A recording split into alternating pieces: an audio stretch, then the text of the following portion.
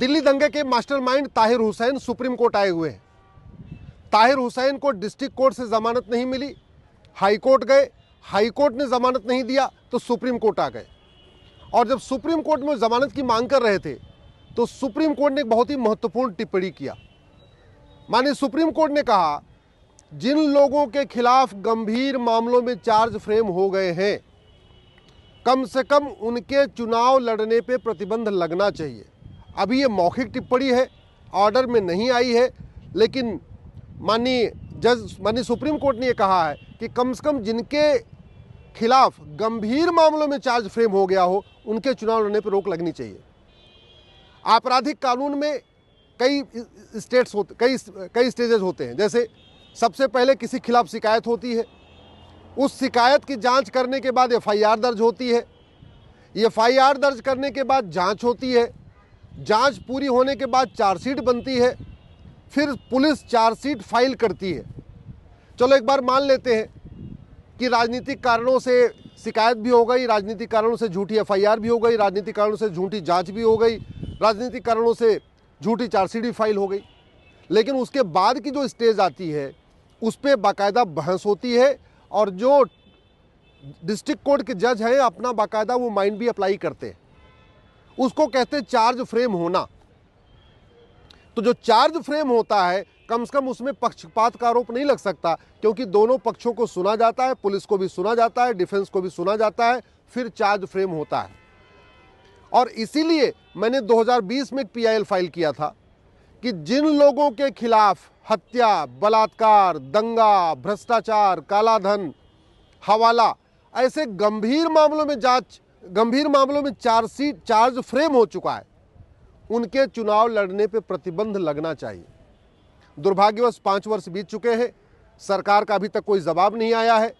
Election commission कई बार कह चुका है कि जिनके खिलाफ गंभीर मामलों में चार्जेस फ्रेम हो गए हों, चार्जशीट फाइल नहीं, चार्जशीट तो पुलिस फाइल करती है, चार्ज जज फ्रेम करते हैं, तो जिनके खिलाफ गंभीर मामलों में चार्ज फ्रेम हो गए हैं उनके चुनाव लड़ने पर प्रतिबंध लगना चाहिए। लॉ कमीशन ऑफ इंडिया कह चुका है, सुप्रीम कोर्ट के बहुत सारे रिटायर्ड जजेज इस बात को कह चुके हैं, बहुत सारे संविधान विशेषज्ञ इस बात को कह चुके हैं कि जिनके खिलाफ गंभीर मामलों में चार्ज फ्रेम हो जाए, कम से कम उनके चुनाव लड़ने पर प्रतिबंध लगना चाहिए। आज की स्थिति में जिनके खिलाफ चार्जशीट फाइल हो जाए वो व्यक्ति हवलदार भी नहीं बन सकता, थानेदार, तहसीलदार, कलेक्टर, कप्तान तो छोड़िए, वो हवलदार भी नहीं बन सकता, होमगार्ड भी नहीं बन सकता, क्लर्क भी नहीं बन सकता, ड्राइवर भी नहीं बन सकता। लेकिन वो व्यक्ति चुनाव लड़ के सांसद, विधायक बन सकता है, मंत्री बन सकता है। दुर्भाग्य देखिए, कानून कितने घटिया हैं और कानूनों में बदलाव आज तक किया नहीं गया है। 1951 वाला रिप्रेजेंटेशन ऑफ पीपल एक्ट आज भी चल रहा है और नतीजा ये है कि उसमें ऐसी कोई कंडीशन नहीं डाली कि कौन चुनाव लड़ पाएगा, कौन चुनाव नहीं लड़ पाएगा। मेरी पीआईएल पेंडिंग है।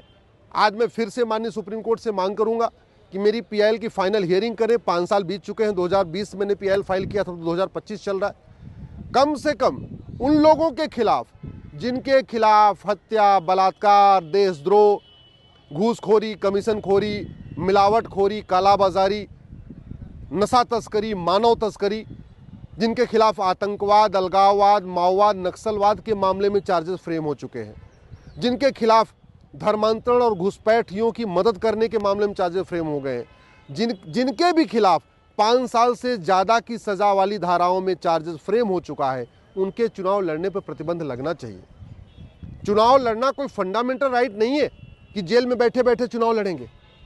और हद ये है कि ताहिर हुसैन नामांकन फाइल कर चुके हैं, अब वो कह रहे हैं, सुप्रीम कोर्ट आए हैं, कह रहे हैं हमको जमानत दे दो, हम चुनाव प्रचार भी करेंगे। राइट टू कंटेस्ट, चुनाव लड़ना फंडामेंटल राइट नहीं है। राइट टू कैंपेन, चुनाव प्रचार करना भी फंडामेंटल राइट नहीं है। इसके बावजूद चले आ रहे हैं सुप्रीम कोर्ट में, और उसका कारण यह है कि कई बार लोगों को इसलिए छूट मिल चुकी है। भाई 2 लोगों, एक पंजाब के और एक कश्मीर के, एक में खालिस्तानियों की मदद करने का आरोप है, एक के खिलाफ अलगाववादियों की मदद करने का आरोप है, और बहुत सारी देश विरोधी बातें वो पब्लिकली कह चुके हैं, उनके वीडियो भी है। वो दोनों ही चुनाव लड़े और चुनाव जीत गए और आज की डेट में मेंबर ऑफ पार्लियामेंट है। जब तक कानून तोड़ने वाले कानून निर्माता बनेंगे, जब तक लॉ ब्रेकर लॉ मेकर बनेंगे तब तक देश का भविष्य अच्छा नहीं हो सकता, तब तक अच्छे नियम कानून नहीं बन सकते। जब तक इस तरीके के दंगाई, बलवाई, इस तरीके के जिहादी मानसिकता के लोग, भारत के खिलाफ जहर उगलने वाले लोग सांसद, विधायक, मंत्री बनेंगे, तब तक भारत का भविष्य क्या होगा। इसलिए समय आ चुका है, इलेक्शन रिफॉर्म किया जाए। जस्टिस वेंकट चलैया कमीशन ने बहुत सारे सुझाव दिए, आज तक लागू नहीं हुआ। लॉ कमीशन कितनी बार सुझाव दे चुका है, अब तक लागू नहीं हुआ। पार्लियामेंट्री कमेटीज ने कई बार कहा है इलेक्शन रिफॉर्म करिए, नियम कानूनों को बदलिए, जो 1951 का रिप्रेजेंटेशन ऑफ पीपल एक्ट है उसको खत्म करिए, नया कानून बनाइए, आज तक लागू नहीं हुआ। पता नहीं कानून बनाने के मामले में हम दुनिया के साथ अपना कंपेयर क्यों नहीं करते। हाईवे बनाना होता है तो देखते हैं दुनिया में सबसे बढ़िया हाईवे कहाँ बना है, वैसा ही हाईवे बनाते हैं। एक्सप्रेस वे बनाना होता है तो भी दुनिया की स्टडी करते हैं और वैसा एक्सप्रेस वे बनाते हैं। एयरपोर्ट बनाना होता है तो भी वर्ल्ड क्लास बनाते हैं। और भी चीज़ें जो बनाती हो सब हम वर्ल्ड क्लास करते हैं। कानून वर्ल्ड क्लास क्यों नहीं बना रहे? क्या इस 150 करोड़ की जनसंख्या में 5000 अच्छे लोग नहीं मिल पा रहे हैं क्या? अल्टीमेटली सांसद विधायक की कुल संख्या कितनी है? 5000। क्या इस 150 करोड़ के देश में 5000 अच्छे लोग, जिनके खिलाफ कोई गंभीर अपराध न हो, जो भ्रष्ट न हो, जो जाति का जहर न घोलता हो, जो भाषा का जहर न घोलता हो, जो क्षेत्र का जहर न घोलता हो, जिनके किसी खिलाफ किसी मामलों में चार्ज फ्रेम न हुआ, ऐसे लोग नहीं मिल पा रहे हैं क्या? ऐसे दंगाई क्यों चाहिए? समाज भी इसको सोचे, लेकिन और सरकार भी सोचे। मैं सरकार से निवेदन करता हूं, अब समय आ चुका है, चुनाव लड़ने के लिए मिनिमम क्वालिफिकेशन सेट करिए, चुनाव लड़ने के लिए मैक्सिमम एज लिमिट सेट करिए, चुनाव लड़ने में कंडीशन डालिए कि जिनके खिलाफ चार्जेस फ्रेम हो गए चुनाव नहीं लड़ पाएंगे। जो लोग सजा याफ्ता हैं उनके पार्टी बनाने, पार्टी पदाधिकारी बनने पर आजीवन प्रतिबंध लगाइए। सोचिए कानून कितना सड़ा हुआ है कि चुनाव, जिनके खिलाफ चार्जेस फ्रेम हो गया उनके चुनाव लड़ने पर कोई रोक ही नहीं है। इवन 2 साल तक की जिसकी सजा हो जाती है उसके चुनाव लड़ने पर रोक नहीं है। किसी व्यक्ति को 2 दिन की सजा हो जाए ना तो वो तुरंत उसको सस्पेंड, टर्मिनेट कर दिया जाएगा नौकरी से, चाहे वो हवलदार हो, चाहे वो थानेदार हो, चाहे वो पेशकार हो, चाहे वो कलेक्टर हो, कप्तान हो, प्रोफेसर हो, डॉक्टर हो, इंजीनियर हो, कोई भी व्यक्ति हो। 2 दिन की अगर सजा हो जाए, मात्र 48 घंटे की सजा हो जाए, तो उसकी नौकरी को परमानेंट खत्म कर दिया जाता है, परमानेंट उसको टर्मिनेट कर दिया जाएगा। वहीं दूसरी तरफ जिसके खिलाफ जिसको 2 साल तक की सजा हो जाती है उसके चुनाव लड़ने, पार्टी बनाने, पार्टी पदाधिकारी बनने पे कोई रोक नहीं है। जब 2 साल से ज़्यादा की सजा होगी तो भी चुनाव लड़ने पर आजीवन प्रतिबंध नहीं है, मात्र 6 साल का प्रतिबंध है, और वो भी चुनाव लड़ने पे 6 साल का है। पार्टी बनाने, पार्टी पदाधिकारी बनने पे तो कोई रोक ही नहीं है। नतीजा ये है, सजा याफ्ता लोग जो चुनाव लड़ भी नहीं पाते वो पार्टी बना के पार्टी अध्यक्ष बन जाते हैं और टिकट बेचना शुरू करते हैं। लालू यादव सजा याफ्ता है फिर भी पार्टी अध्यक्ष बन के बैठे हुए। चौटाला जी खत्म हो गए, नहीं तो वो भी पार्टी अध्यक्ष से सजा याफ्ता थे, फिर भी पार्टी अध्यक्ष बने हुए थे। ऐसे ही भारत में कितने लोग, मधु कोड़ा है, शशि कला है, कितने ऐसे लोग हुए जो सजा याफ्ता हो गए फिर भी पार्टी अध्यक्ष बने हुए। क्यों? क्योंकि ये कानून सड़ा हुआ है, कानून घटिया है।